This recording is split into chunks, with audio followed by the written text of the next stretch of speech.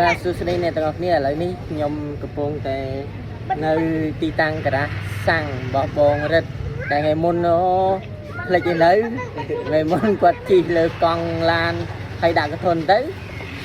មើលមកដោះយកថៃហើយកន្លែងគាត់ក៏មានលក់ជាត្រីក្រឹមដែរហើយអ្នកណាដែលចង់ជីវត្រីក្រឹមអីអាចមកបានមកមើលបាន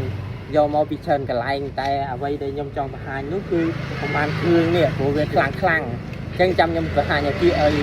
អ្នកទាំងអស់គ្នាបានឃើញបាទនេះ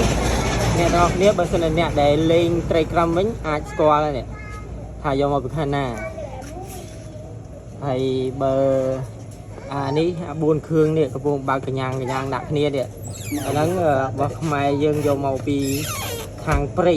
ភ្នំដោយសារតែយើងបើកអត់មានដាក់អីបាំងនៅពេលអញ្ចឹងវាឃើញគ្នាវាដំឡើងរិចរៀងខ្លួនមក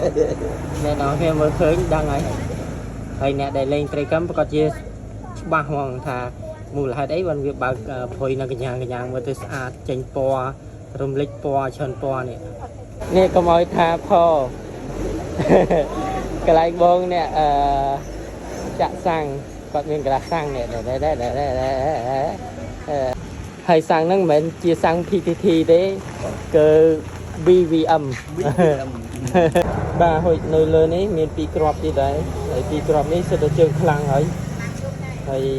គឺជាពូជអេលៀនដោយខ្ញុំបានសួរពីបងម្ចាស់ត្រីនឹងមិញបាទសម្រាប់ថៃធំអ្នកដែលស្នេហាវិស័យត្រីក្រឹមចាំត្រីក្រឹមអាចតំណមកទីតាំងគាត់នៅហ្នឹងភូមិអីគេបងភូមិរអាងក្រោមបាទភូមិរអាងស្រុកកំពង់សៀមខេត្តកំពង់ចាមនេះភ្លេចមុខគាត់ហើយថ្ងៃមុនមើលមក